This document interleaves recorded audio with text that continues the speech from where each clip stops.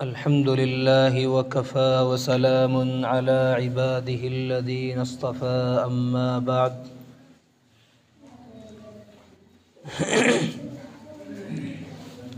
فأعوذ بالله من الشيطان الرجيم بسم الله الرحمن الرحيم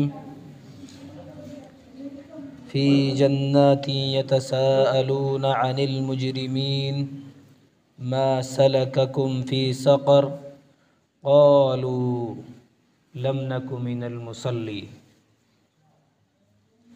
إلى آخره صدق اللہ مولانا العظیم۔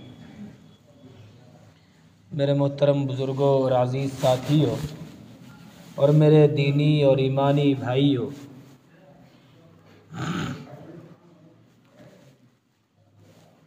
جب ہم کلمہ لا الہ الا اللہ محمد الرسول اللہ پڑھ لیتے ہیں اور اپنے آپ کے مسلمان ہونے کا دعویٰ کرتے ہیں تو پھر ہم پر بہت ساری چیزیں عائد ہوتی ہیں، پھر ہم ایک رسی سے بندھ جاتے ہیں، ہم اوروں کی طرح کھلے نہیں رہتے، پھر ہمارے ہر قدم پر ایک نیا مقصد ہوتا ہے اور ایک نیا تقاضا ہوتا ہے۔ جب ہم لا الہ الا اللہ پڑھ لیتے ہیں تو پھر ہمارے اوپر کچھ پابندیاں عائد ہوتی ہیں اور کچھ چھٹکارے اور کچھ چھٹیاں عائد ہوتی ہیں۔ پابندیاں کیا ہیں؟ پابندیاں سب سے پہلے تو یہ ہے کہ ہمیں نمازیں ادا کرنی ہوتی ہیں جو ہر مسلمان پر دن میں 5 مرتبہ فرض ہیں۔ آج ہم مسلمان ہونے کا دعویٰ تو کرتے ہیں لیکن اسلام کی جو پہچان ہے، اسلام کی جو علامتیں ہیں وہ ہمارے اندر سے ختم ہوتی جا رہی ہیں۔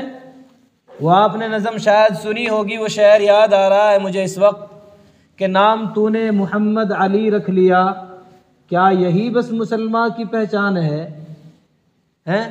بھائی صرف نام رکھنے سے مسلمان نہیں ہو جاتے ہیں، صرف نام رکھنے سے جنت واجب نہیں ہو جاتی۔ ایسا نہیں ہے کہ اللہ نے صرف جنت ہمارے لیے بنا کے رکھی ہے، صرف جنت کے مالک ہم ہی ہیں، ہم ہی اس کے ٹھیکیدار ہیں، اگر ہم اس کا دروازہ کھولیں گے تو کھلے گا، ہم نہیں کھولیں گے تو نہیں کھلے گا۔ ایسا نہیں ہے میرے عزیزوں، اللہ کے پاس بہت ساری مخلوق ہے، اگر ہم اللہ کے فریضے کو ادا کرنا چھوڑ دیں گے تو یہ رام پال اور دھوتی پرشاد اللہ ان کو لا کر کھڑا کر دے گا مسجد کے اندر، اللہ ان کو لا کر کھڑا کر دے گا۔ ہم یہ سمجھ رہے ہیں کہ ہم دین کا کام کر رہے ہیں تو ہمارے دین کے کام کرنے سے دین کا کام چل رہا ہے، ہم نمازیں پڑھیں گے تو ہی اللہ کی بڑائی جو ہے اس دنیا کے اندر بولی جائے گی، تو ہی اللہ بڑا ہوگا۔ ایسا کچھ بھی نہیں ہے میرے عزیزوں، اگر ہم کام نہیں کریں گے تو اللہ ہمارے بدلے دوسری مخلوق کو لے آئے گا، دوسری مخلوق کو لے آئے گا، وہ اللہ کی عبادت کرنے والے ہوں گے، وہ اللہ کے سامنے سجدہ کرنے والے ہوں گے۔ اس لیے ہم نماز جو پڑھتے ہیں ہم اس کو اللہ پر احسان نہ سمجھیں بلکہ خود اپنی ذات پر احسان سمجھیں، خود اپنی ذات پر احسان سمجھیں۔ اگر کسی کو کوئی بادشاہ کسی آدمی کو اپنے دربار کے اندر جگہ دے دے، اپنا درباری اس کو بنا لے، اپنا وزیر اس کو منتخب کر لے اور اپنے سامنے حاضر ہونے کی اس کو اجازت دے دے، تو بتاؤ بھائی اس میں بادشاہ کا کمال ہے، اس بندے کا کمال ہے؟ کس کا کمال ہے؟ بھائی اس بادشاہ کا کمال ہے کہ اس نے کم سے کم آپ کو اپنے سامنے کھڑے ہونے کی اجازت تو دی ہے، آپ نے اس نے آپ کو اس قابل تو سمجھا ہے۔ شیخ سعدی نے ایک شعر لکھا ہے، منت منے کے خدمت سلطان ہمی کنی، منت شناس عذب کے خدمت بداشتت، کہ احسان مت جتلا، احسان مت جتلا اس بات کا کہ تو بادشاہ کی خدمت کرتا ہے، بلکہ خود اپنے اوپر احسان سمجھ کہ بادشاہ نے تجھے خدمت کے لیے چنا ہے۔ تو اس لیے ہمیں اللہ کا شکریہ ادا کرنا چاہیے، اس کا احسان مند ہونا چاہیے کہ اللہ نے ہمیں مسلمان کے گھر کے اندر پیدا کیا ہے اور ہمیں کبھی کبھی ہفتے میں ایک دن جمعے کے دن اپنے سامنے کھڑے ہونے کی توفیق بھی دیتا ہے۔ صحیح کہہ رہا ہوں بھائی، غلط تو نہیں کہہ رہا؟ اکثر تو ہم میں سے ایسے ہی ہیں کہ بھائی جمعے کے دن فرصت ملتی ہے انہیں؟ کیا بھائی صرف جمعے کی نماز فرض ہے؟ میرے عزیزو، اللہ نے دن میں 5 وقت کی نماز فرض کی ہے ہم پر 24 گھنٹے کے اندر ہے، اور کتنا وقت لگتا ہے؟ 24 گھنٹوں میں سے مشکل سے 2.5 گھنٹے لگتے ہیں 5 نمازوں کے اندر، مشکل سے 2.5 گھنٹے لگتے ہیں۔ کیا اتنا بھی وقت اللہ کے لیے ہم نہیں نکال سکتے؟ جس نے ہمیں پیدا ہی کس کے لیے کیا ہے؟ اپنی عبادت کے لیے ہے۔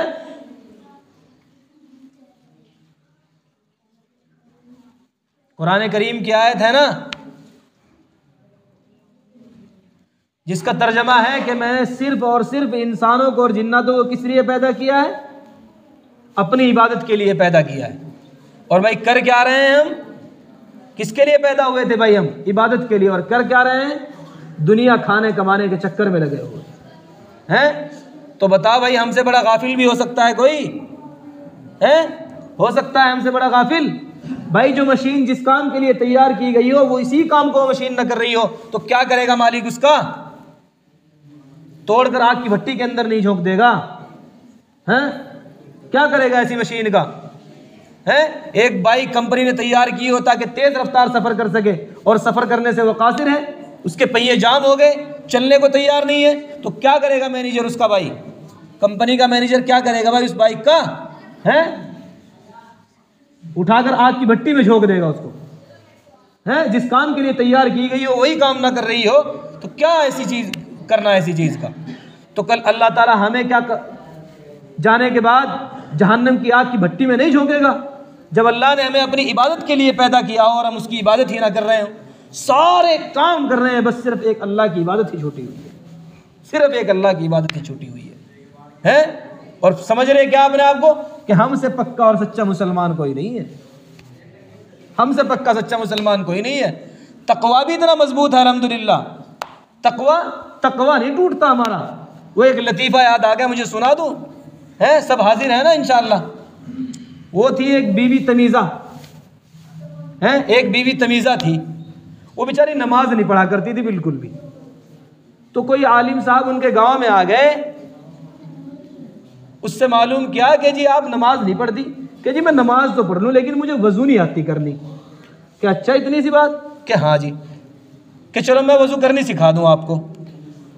تو مول صاحب لوٹا لے کے کھڑے ہو گئے اور ان کو وضو کرا دیا کہ جی اب ایسے کرو ایسے کرو ایسے کرو، اور پورا وضو کرا دیا ان کا۔ اب جی اب نماز پڑھ لو۔ جی ٹھیک ہے، نماز پڑھنے لگی، امام صاحب چلے گئے۔ اتفاق سے امام صاحب کا سفر جو ہے کہیں اور کا تھا، امام صاحب چلے گئے۔ اب 8-10 سال بعد دوبارہ اس گاؤں کے اندر آنا ہوا ہے مول صاحب کا۔ کتنے سال بعد؟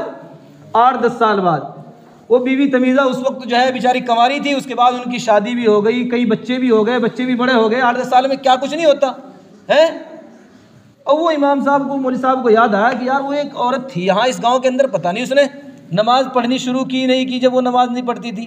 تو گئے اس کے پاس، پوچھا ہاں جی آپ نماز پڑھ رہی ہے؟ کہ جی ہاں نماز تو پڑھ رہی ہوں۔ اب وضو؟ جی وضو تو آپ کرا کے چلے ہی گئے تھے۔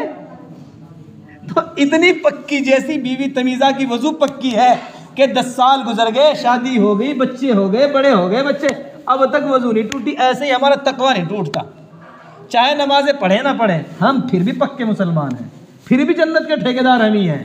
چاہے ہم کتنا ہی جھوٹ بولتے رہے ہیں، کتنی خیانت کرتے رہیں، کم تولتے رہیں، کم ناپتے رہیں، لوگوں گالی گلوچ کرتے رہیں، پڑوسیوں کا کتنا ہی حق دباتے رہیں، ماں باپ کو کتنی گالیاں دیتے رہیں، لیکن تقویٰ نہیں ٹوٹتا ہمارا، تقویٰ ایک دم مضبوط والا ہے۔ تو ایسا نہ کریں میرے بھائیو، ایسا نہ کریں۔ صرف محمد علی نام رکھنے سے مسلمان نہیں ہو جاتا آدمی، مسلمان ہونے کے لیے تو بہت پاپڑ بیلنے پڑتے ہیں، بہت پاپڑ بیلنے پڑتے ہیں۔ قرآن کی جو آیت میں نے پڑھی ہے نا ابھی، اس کے اندر یہی بات ہے کہ کل قیامت کے دن جب جنتی جنت کے اندر چلے جائیں گے، دوزخی دوزخ کے اندر چلے جائیں گے، تو جنت والے کچھ لوگ جو ہیں آپس میں ایک دوسرے سے سوال کر رہے ہوں گے اور فرشتوں سے پوچھ رہے ہوں گے، جب وہ جہنم کی طرف کو دیکھیں گے کہ یار یہ تو ہمارے وہ پڑوس والے تھے بھائی غفور صاحب، یہ تو وہی ہیں جو جہنم کے اندر جل رہے ہیں، کیا بات ہوگی بھائی؟ وہ آپس میں ایک دوسرے سے پوچھ رہے ہوں گے یار یہ تو مسلمان تھے، یہ تو غفور بھائی، عبدالستار بھائی، یہ تو مسلمان تھے، یہ کیوں جہنم کے اندر کیسے چلے گئے؟ فی جنات یتساءلون عن المجرمین، ان مجرموں کے بارے میں جو جہنم کے اندر چلے گئے ان کے بارے میں پوچھ رہے ہوں گے یار یہ تو مسلمان تھے، کیا معاملہ ہو گیا ان کے ساتھ؟ تو وہ کہیں گے قالوا لم نک من المصلین، کہ ہم نماز نہیں پڑھا کرتے تھے، مسلمان تو ہم ضرور تھے ہیں، گیٹ کے دروازے پر جو ہے گھر کے دروازے پر تو یہی نام لکھا ہوا تھا ہمارا ہے، ستار بھائی اور غفار بھائی، یہی نام لکھا ہوا تھا ہیں، لیکن نماز نہیں پڑھتے تھے۔ کیا کہیں گے؟ قالوا لم نک من المصلین وکنا نطعم المسکین، اور ہم یتیموں کو کھانا نہیں کھلایا کرتے تھے، ہم ان کے مال کو ضبط کر لیا کرتے تھے، ان پر خرچ کرنے کی بجائے خود کھا لیا کرتے تھے ان کا مال۔ اس چیز نے آج ہمیں جہنم کے اندر پہنچا دیا۔ تو اس لیے بھائی ہمیں جہنم سے بچنا ہے کہ نہیں بچنا ہے؟ کون کون بچیں گے بھائی جہنم سے؟ بتاؤ، میں بھی تیار ہوں انشاءاللہ جہنم سے بچنے کے لیے، اٹھائے بھائی آج کون کون تیار ہے جہنم سے بچنے کے لیے؟ سب تیار ہیں؟ ہاں تو انشاءاللہ آج ہو جائے بھائی جہنم سے بچنے والے اعمال ہی کریں گے انشاءاللہ، ہاں جنت میں جانے والے اعمال کریں گے، اللہ کو راضی کرنے والے اعمال کریں گے، اور اللہ کی ناراضگی والے اعمال سے ہم انشاءاللہ آج ہی توبہ کر کے اٹھیں گے ہیں۔ جمعے کے دن کیا کہا بھائی؟ ایک گھڑی مقبولیت کی بھی ہو، آج ہی ہم جو ہے جمعے کے بعد جب امام صاحب دعا کرائیں تو امام صاحب تھوڑی دیر اپنی اپنی دعا کرنے دے، بس اپنے آپ پہ مرو لے، بس تھوڑا سا، بس آج ہی توبہ کر کے اٹھیں، آج ہی توبہ کر کے اٹھیں کہ اللہ بس آج تک جو نافرمانیاں ہوگی آج سب جنت والے ہی کام کریں گے، جہنم والے کام نہیں کریں گے بھائی انشاءاللہ۔ اللہ تعالیٰ عمل کی توفیق نصیب فرمائے۔ وآخر دعوانا الحمدللہ رب العالمین۔